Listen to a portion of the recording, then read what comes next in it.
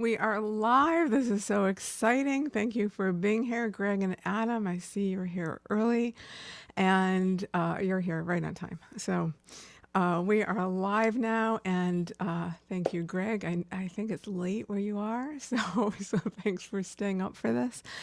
We are at it is July 7th, 2024, and we are at Red, White, and Rhapsody in Blue. And do me a favor, when you arrive, post a P in the comments if you play piano. Post an M if you are a music lover but you don't play piano. So P equals piano and M equals you're a music lover just enjoying listening to this, but you don't play piano.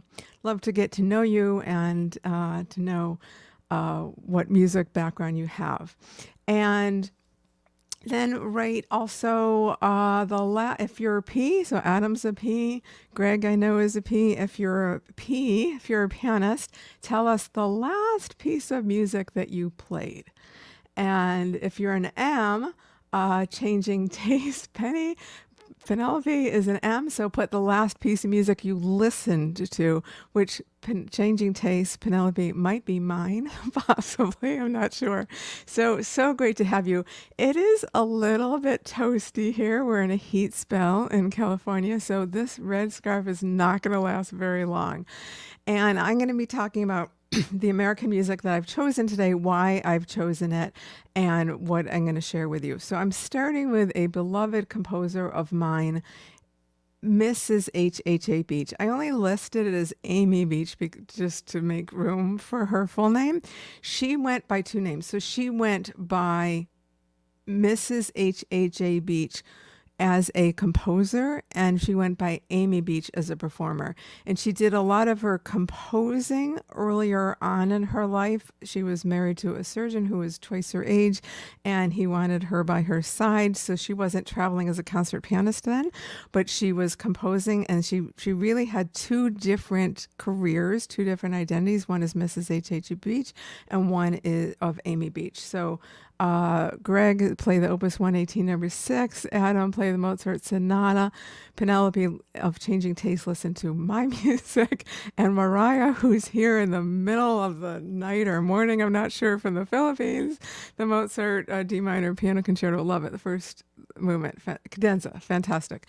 So getting back to Amy Beach, so I discovered her in my mid-20s, and she was born in 1867. So she was not only the first female American composer, but she was actually one of the first two American composers. Her and Edward McDowell were very much in the same time, both in the New England states. And she had such an incredible ear that she would play music in colors before she could write English. So she'd be writing music in blue and in purple and in red and yellow. And her parents didn't realize till later on that every color had a key, but that was before she understood theory or could at least speak theory and speak English. So it was quite impressive, and she had quite the ear that she went to the premiere of the Dvorak New World Symphony in Boston and came home and wrote it. Can you imagine? She heard it once and wrote it out, and that is also how she taught herself counterpoint. So if you join late, we're talking about Amy Beach, known as the composer as Mrs. H.H.A. Beach. The reason she taught herself counterpoint is because she was told that she, as a woman, keep in mind she was born in 1867, so this is like 1870s, 1880s. She was told that women didn't have the emotional capacity, can you believe it? The physical stamina or the intellect to write large-scale compositions.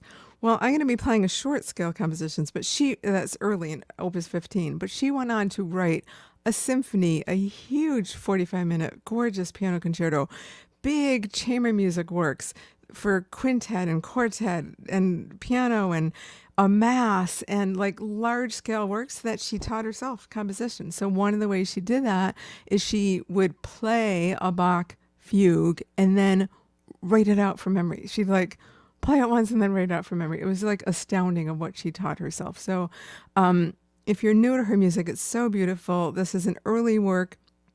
I think it's very preemptive of her later French influence. She spent the first part of her career in the United States, mostly in the New England states, when she was married, and then her husband passed away, and then she traveled quite a bit to France and performed a lot in France.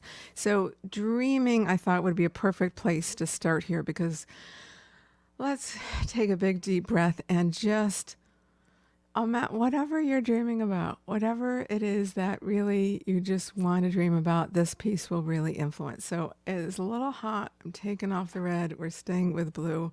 And give me one moment here. You can see a little bit of my black dog, Gina, in the corner here under the Piano Ninja sign. She's already snoozing. So yeah, I think you'll find this very relaxing, but I also think you'll stay awake too.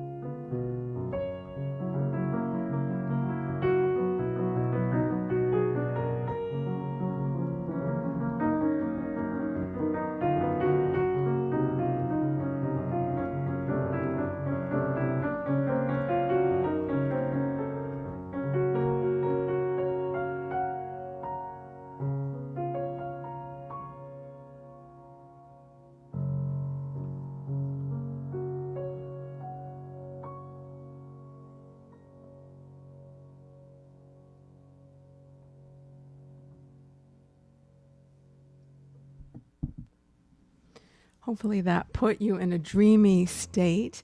And if you if that was new, if you've never heard any music of Amy Beach, put an N for new in the comments. And Denise, welcome. Nice to see you. That you've played the A major. That's such a gorgeous intermezzo. And so put new if you've never heard any Amy Beach before. Adam, since I know you're listening, and this is so if Adam, can you just give me a thumbs up? Sound is okay. I think it is. I have totally upgraded everything about my sound environment, my Wi-Fi, everything here. And I will tell you what I've gone through this week to make this happen makes playing this program feel like the easiest part of all of it. So just want to make sure my experience, I'm listening to it in my ears. My experience is that it's so good that you're now hearing that how much work my piano needs. So now I'm hearing everything. So I do a lot of works in Amy Beach. I actually was working on a full album. One of her biggest solo works, the variation is on Balkan themes. I've done that for previous July 4ths. So maybe I'll do that sometime later this year, but it's a pretty big work. So I'm not going to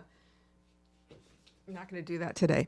But we are going to go on to a work that was written for me by a current day composer, and he is also living on the East Coast, Zach Goluboff Davis. I met Zach when he was really, really young, maybe in his early 20s at the time.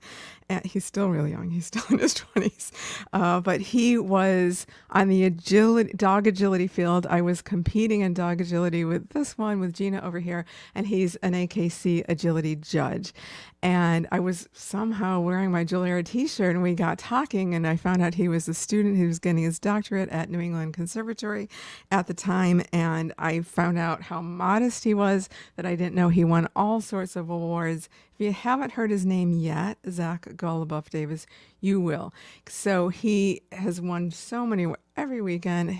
Every week his music is premiered somewhere around the world, and he's always winning all sorts of awards and grants and scholarships and found it's just incredible what he's done, but he so deserves it. So this was actually a piece that I had him write for my other career. I also play music for dogs that has been proven to calm the canine nervous system and relieve anxiety issues. But the music that I play for dogs is really designed to be soothing for both ends of the leash. So I'm going to play this for you. You don't need to have a dog to enjoy it. It's called Nocturne Stillness of Night. Zach wrote 2 nocturnes for me, and I'm determined to learn the other one this summer. It's really equally beautiful. And just take this in, and then after this, we're going to get to more virtuoso music. But this is just so sweet and so beautiful. And if you have a dog, have your dog by you, because they will be snoozing in no time.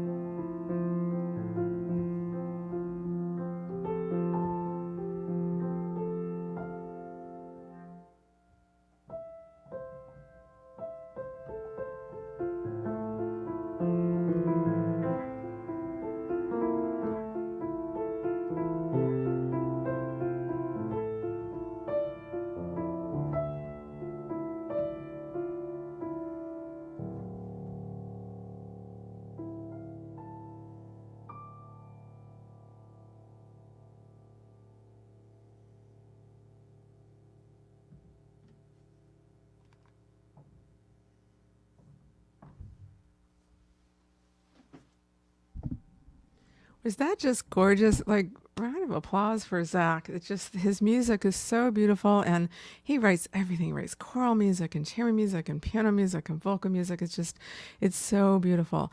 So you don't have to have a dog to appreciate that, but if you do, they're probably snoozing. On to Gershwin. So we're going to start with some Gershwin arrangements. So I'm starting with Embraceable You, which is, so when I was a student at Juilliard, was very fortunate to study with a legendary pianist, Earl Wild, who is also a fabulous composer and arranger. And I actually didn't realize that, or didn't appreciate it when I was at Juilliard, but later on I heard his recording of so many Gershwin arrangements, Porgy and Bess, and some big scale works, but also 7 virtuoso etudes. And I learned all of them. The Man I Love, Embraceable You, Liza, Fascinating Rhythm, I Got Rhythm, and they're really treacherously challenging technically. Earl Wild was known for this virtuoso, easy like facility at the piano that was just astounding. He was this big man, tall and big eye and big fat fingers, and when you saw him play, he like didn't move at all. And I like to think I've adopted a lot of his tricks, which I have transferred into my piano ninja tricks to make everything easier at the piano. But it was just mind-blowing that you'd see this big man and like there was no movement coming out of him, and he still had this incredible sound and unbelievable facility. So when I learned these, I learned all 7, and when I learned The Man I Love, I did not know that there's 2 The Man I Love. There's one for 2 hands and there's one for left hand only. And so I did not know that The Man I Love he originally arranged it for left hand only. Those of you who've been following my career know that in 2017, I had a major setback, to say the least. I tripped over, curved with my ring finger, my 4th finger, held by looped into a loop of a water bottle. It didn't release when I tripped over the curb. It crushed my hand and my soul when I was told I would never play piano again, ever. And I'm happy to say that I approved that medical professional wrong. And not only because for several years, for about 3 years, I was playing music for left hand only, but now I'm playing, as you notice, music for both hands. You're going to hear some virtuoso music coming up. And so I still love the left hand only repertoire, and I play, a lot of my programs are music for 1 and 2 hands. So I'm going to start with Embraceable You for 2 hands, and then I'm going to go into The Man I Love for left hand only. Enjoy. Earl Wild's virtuoso etude transcriptions of these.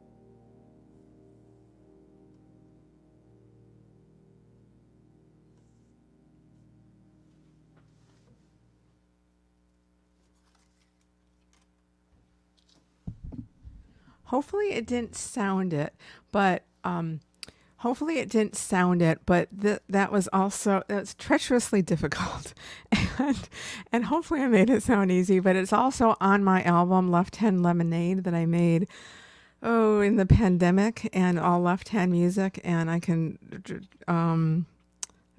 drop a link on that. And Penelope asks us if I have a tip jar. I do. So Adam, if you could, I sent that to you. That was the last Instagram DM message. If you could add that. This is a free service, and I love doing this, and I want to do more of these, and I want to make this accessible to everyone. So I have an optional tip jar that you're able to leave a direct donation with, and anything is greatly appreciated. So I'm really new at this YouTube live, and I really want to be doing more of these to get this out to the public, whether it's performing or also teaching. So Adam, thanks so much for leaving that link. I appreciate it. Okay, so we did call this Red, White, and Rhapsody in Blue. So for a moment, I will wear this. It's still hot, so I can't wear it for very long. And Rhapsody in Blue. So anyone who marked P when they came on for You're a Pianist, you probably know there's several arrangements of Rhapsody in Blue. There's piano and band, there's piano and orchestra, which I've played many times with orchestra. It's so fun. And then there's a solo arrangement of Rhapsody in Blue. Well, I don't have an orchestra here, and I don't play the traditional written solo arrangement. What I've created is a hybrid. That's a hybrid of, it's more of the orchestral, the version with the solo piano. So much of Rhapsody in Blue is you're talking back and forth with the orchestra. The orchestra has a melody, then the pianist has a melody. The orchestra, and then the pianist. So I'm able to adapt a lot of that. And so at times I'm playing the orchestra part. Most of it is the piano part. There's only one section where you're going to be missing a melody.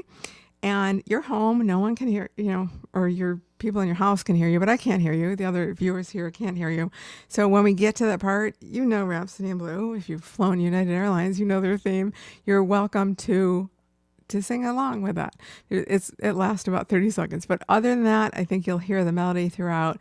And this is just super fun. This has been my tradition to play this every July 4th week since before my hand injury. So I used to do this in my home concerts, and I've done it for, 10 years or so. So this is so fun. So enjoy. You'll recognize all of this. It's one of the most fun pieces because it's very pianistic. It fits the hand well. It's people recognize it. People sing along with it. So you're welcome to do whatever you can to just enjoy it. Here we go, the Rhapsody in Blue. If you're just joining us at the start, what we did is when you join, put a P in the comments if you play piano, put an M if you don't play piano but you love music, and yeah.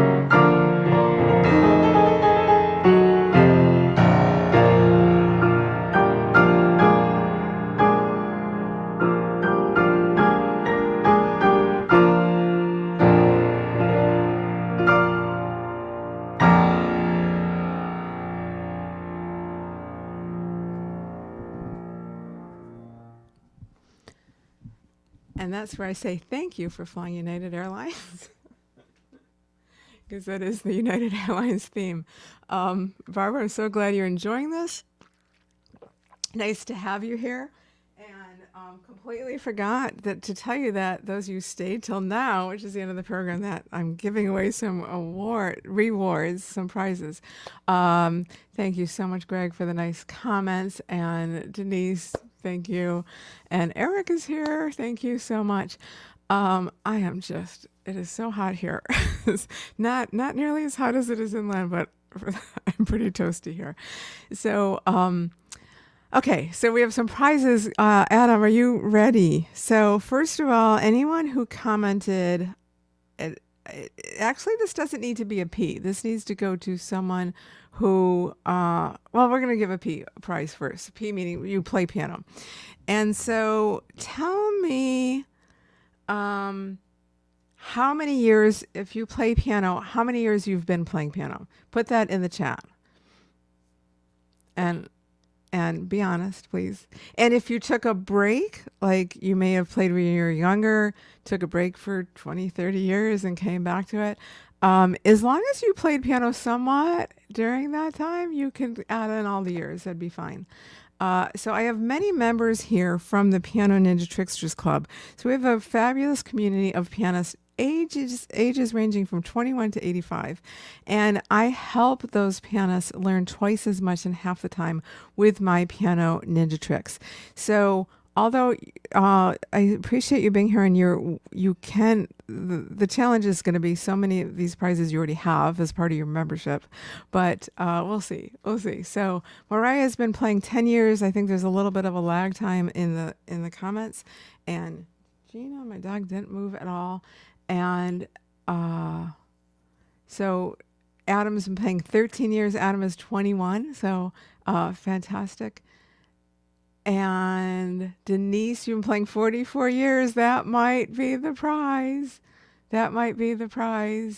So the prize is going to be, I do an audio program called the Piano Ninja Mindset Tricks. So I'm not playing the piano, but it's delivered through an app called Telegram, really simple to use. Greg has been playing a total of 55.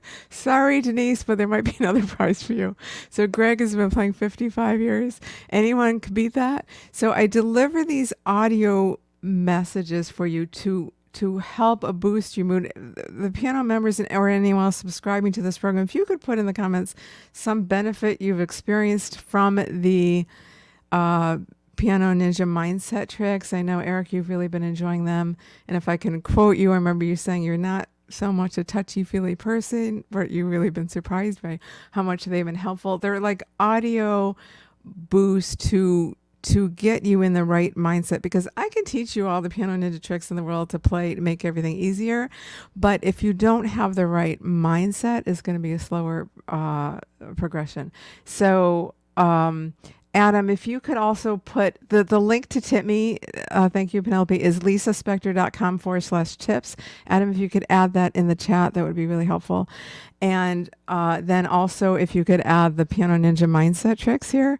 So I think we have 10, 13, 44.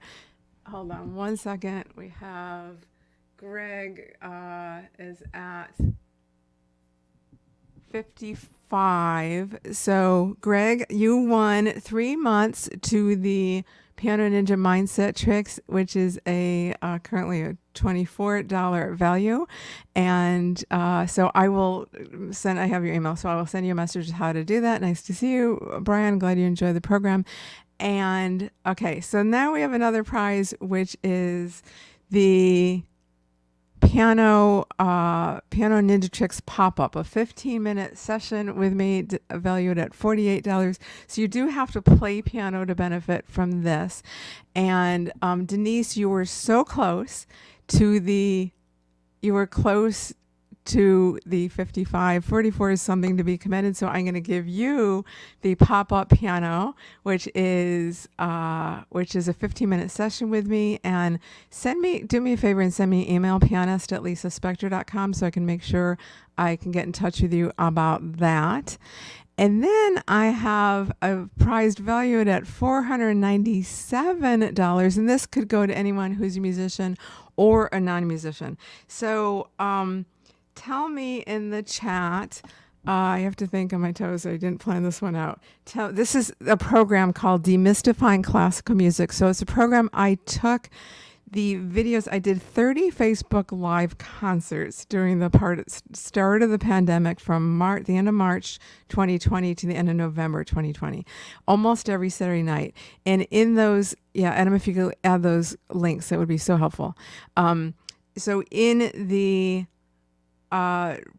what I did after that is I've always taught in person this class called Demystifying Classical Music. So what I did is I put the two together. I put instructions with how to listen to Baroque music, what identifies Baroque music, Bach and Vivaldi and Handel, what makes that different from Beethoven, Mozart, and Haydn and the classic period. And then so there's different modules. One is on Baroque, classic, Romantic with Chopin, Schumann, Brahms, Tchaikovsky, and then one on Impressionistic and 20th and 21st centuries combined. And it's an online portal. It's valued, I sold that program for $497. So everyone put in the chat, make up a number closest between 1 and 88, and I'm going to give it to the person. I am thinking of a number. I will write it down. Give me 1 second. I will write it down, and whoever gets closest to this number, and I can show you what my number is afterwards, wins that prize. And I know so many of the members of the Piano Ninja Tricksters Club have it too. And so Greg has 58. Adam, I don't see the links yet. Am I missing that? So if you could add those, that would be so helpful. Penelope, can you do me a favor? It's lisaspector.com/tips. If you could add that, that'd be great. They're not showing up. Okay, thanks. Okay.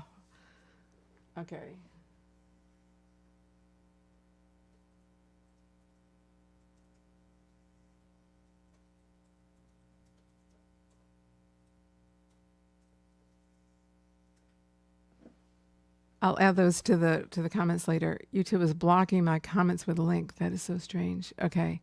Hopefully they took mine. So that is for tips are welcome. Again, this is a free service, but I'd like to really continue and expand this, and that helps me support this so that it can be a free service for everyone. Denise has 14, and changing taste. Penelope has 18.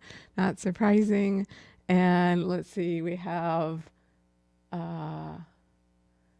58 is Greg, and 50, let's see some other numbers. Eric has 27. Okay, I'm going to give 10 more seconds. 10, 9, 8, 7, 6, 5, 4. Last chance to write your number in. What's the closest number to between 1 and 88 wins Demystifying Classical Music, a $497 program. An online course. Self-study with lots of videos of me playing, and also, okay, here we go. So, Greg, you're being rewarded for staying up late. I don't know what time it is in your country, but the number I had was 88. My favorite number is 88. Here it is. So Greg also wins the Demystifying Classical Music. So I will get that to you. So really, it's a self-study program. You know, you're educated, so I don't know how much you'll learn about the different periods, but you get to have also, it's like I'll be educating you about Scarlatti, and then I'll play a Scarlatti sonata. I'll be talking about sonata form, and then I'll demonstrate that sonata form in a Beethoven sonata and a Mozart sonata and so forth. So thank you so much for Barbara actually got it. Okay, let me just see that. Okay, hold on 1 second. Barbara had 71. Greg, you're so honest. Thank you. So Barbara, you get the prize for Demystifying Classical Music. So Greg, you won the other prize though. So make sure you DM me on that, as well as Barbara also. The one other thing I want to mention is I am planning an in-person. I live in the beautiful Monterey Peninsula of California and Central California coastline. And it is so gorgeous here, and I am planning a retreat. And That is September 12th through 15th. Some of the people on here are joining us. Adam will be here for the retreat. It's called Beyond the Keys, an inspirational escape for piano enthusiasts. It is not a piano camp where we are. I'm going to try and write the link while I'm talking. Let's see if, give me 1 second.